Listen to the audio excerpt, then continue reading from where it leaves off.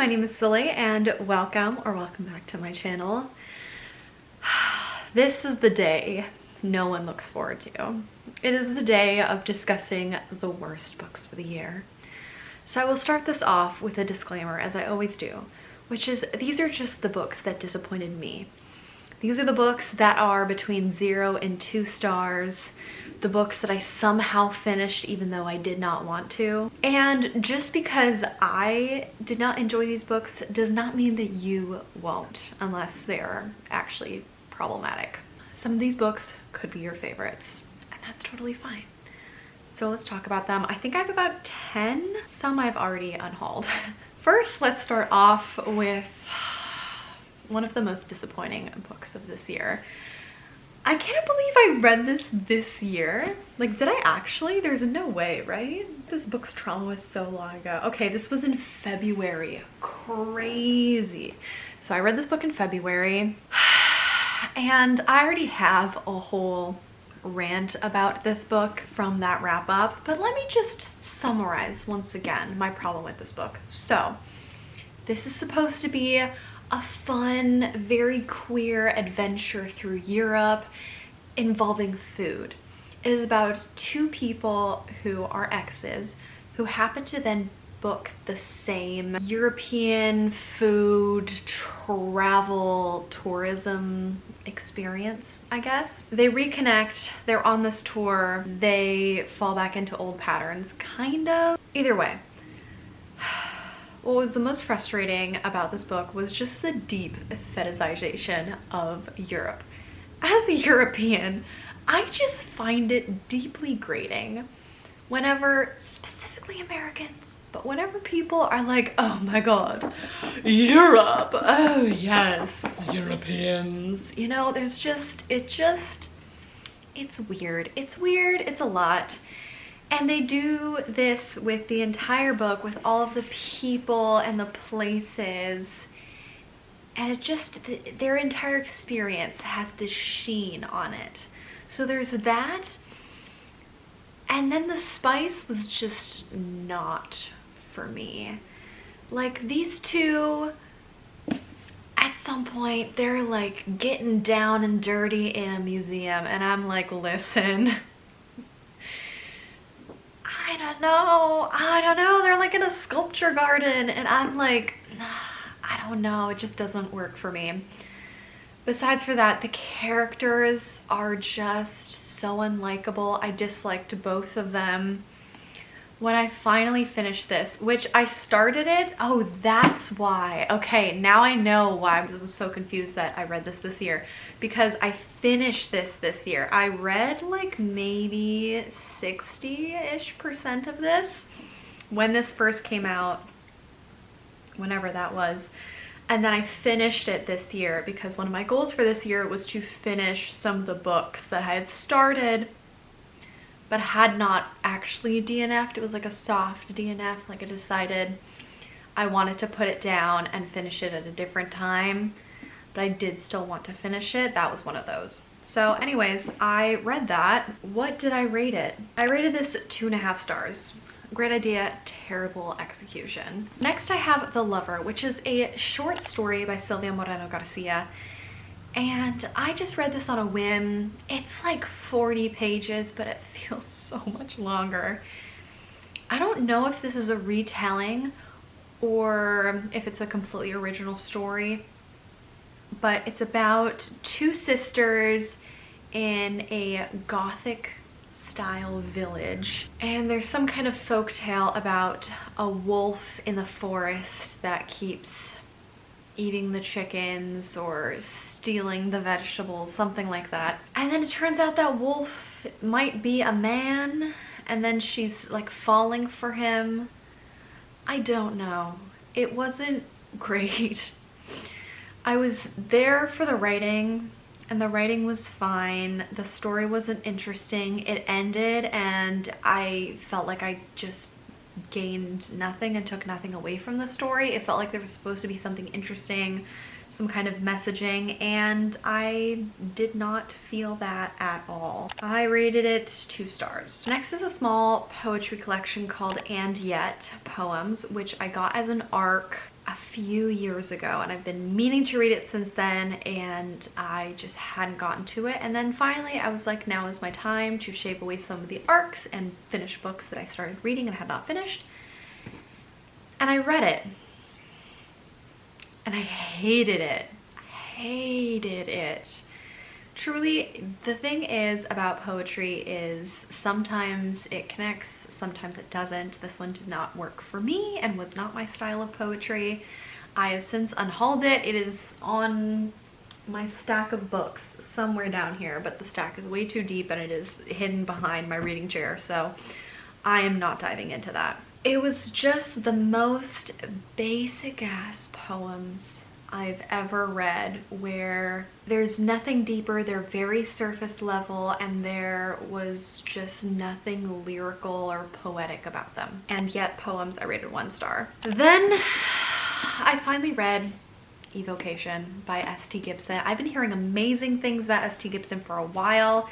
They wrote A Dowry of Blood, and I got this beautiful edition in Fairy Loot, which I was so excited about, and I was so excited to read it. The art is stunning, and it's this really interesting idea about 2 sorcerers who are exes, and one of them has a wife who's an astrologer, and they are trying to navigate secret societies and this maybe curse that's befallen one of them.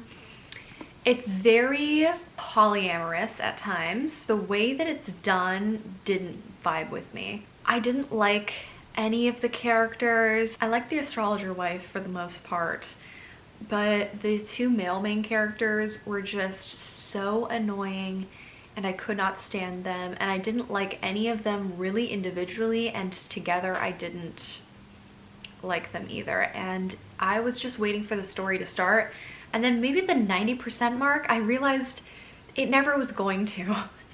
It just felt like atmospheric background the entire time, and kind of this what felt like a subplot, but I guess was supposed to be the entire plot of trying to break this curse. And it just never really got going for me, and I hated it. This one I rated 2 stars. Then I read Randomized by Andy Weir, which was a short story on audiobook that I got for 99 cents. I love Andy Weir, and I've been trying to read more short stories, and this one sounded really interesting. It is about an IT whiz who a casino enlists to upgrade the security of a casino slot machine and its random number generator. With this new computer number generator system, it employs some kind of quantum mathematics to ensure that this random number generator can never be cracked and no one can cheat in this casino game. And it sounded really interesting, and it just wasn't. It didn't really lead anywhere. It was too computer bro coded for me. I was hoping for something a little bit more interesting, and it just never hit that. I mean, it was only like 28 pages, so. But I've read so many interesting short stories that are that and really tell a compelling story in a few pages, so I don't know. That one was just fine. I rated that 2 stars.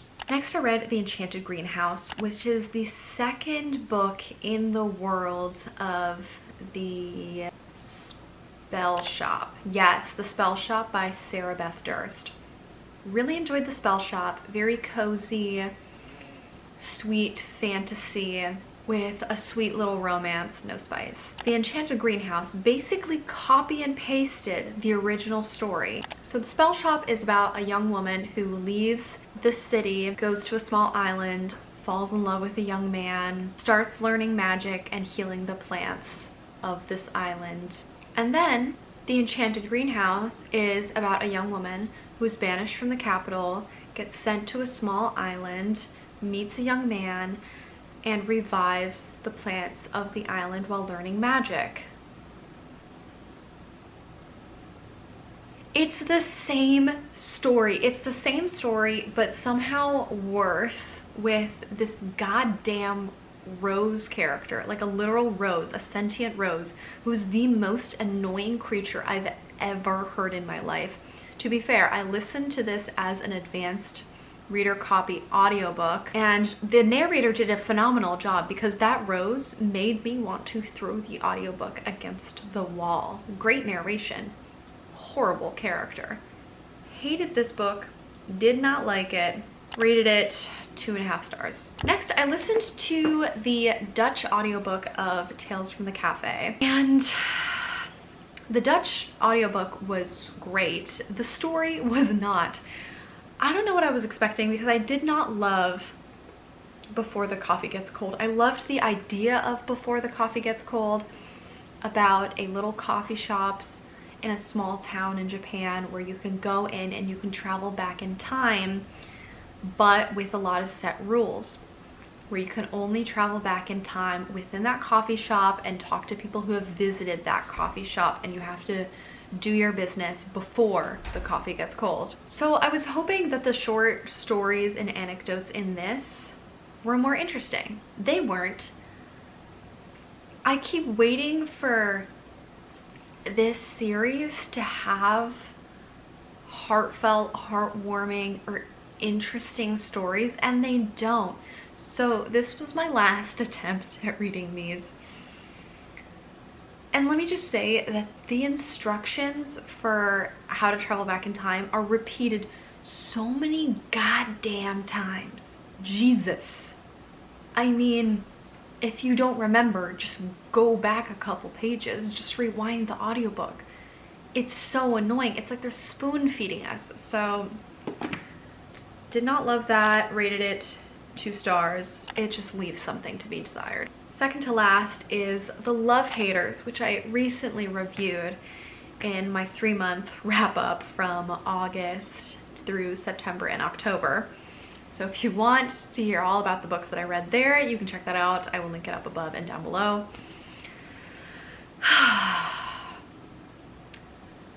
This book by Catherine Center, who I thought I loved Catherine Center's writing, but now I've read 3 books by Catherine Center, and I think I just liked The Bodyguard.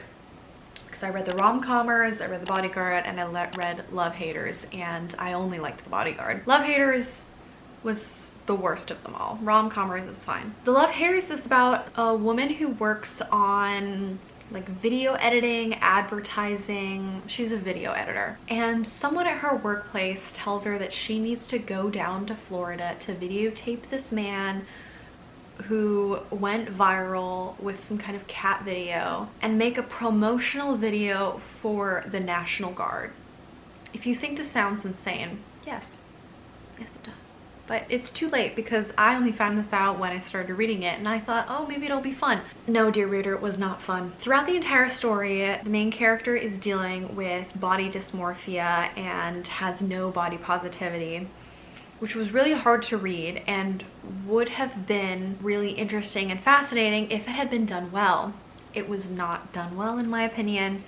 It stressed me out, and by the end of it, there wasn't really the type of resolution that I was hoping for. It just made me feel very self-conscious about my body and stressed me out. The romance was very lackluster and almost insta-lovey the whole time. The whole point of this book is that the main guy is supposed to be a love hater, which, not to spoil anything, but is not the case. And that's basically thrown out the window within the span of 5 to 10 pages. Yeah, it's just very frustrating. And there's a bunch of side characters. There are a couple fun side characters. It just wasn't good overall. The Love Haters was also 2 stars. Now, last of all is the most disappointing book of the year because it was one of my anticipated releases for the year. It was one of my 5-star predictions, and that is People Watching by Hannah Bonham Young. This was a major disappointment to me. I love Hannah Bonham Young's writing. I've read either 2 or 3 books by her. I read Out on a Limb, one of the other ones. The other ones have such similar names, I always get them mixed up. Is it Next to You? Yes, I read Next to You, and I still have to read Next of Kin. Isn't there another one? I don't know. Either way, this is supposed to be a lovely story about a young woman who is a poetry writer who works at her father's gas station and takes care of her mother who has been diagnosed with early onset Alzheimer's.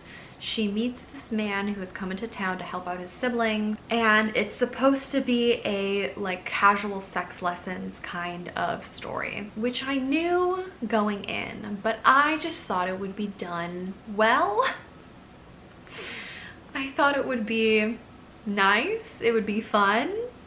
It wasn't. It was cringy and just so hypersexualized, and the fact that our main character is a virgin was really sexualized throughout the story, which I did not like. And the main male love interest is such a caricature of a bisexual man. He's depicted as a slut who just sleeps around, goes traveling across the country, leaves behind jilted lovers in every state, and is just carefree and doesn't care for relationships. And that just really grated on me. The love story isn't believable. It's not sweet. It's not fun. It's just grating. I rounded this down to a 2 stars.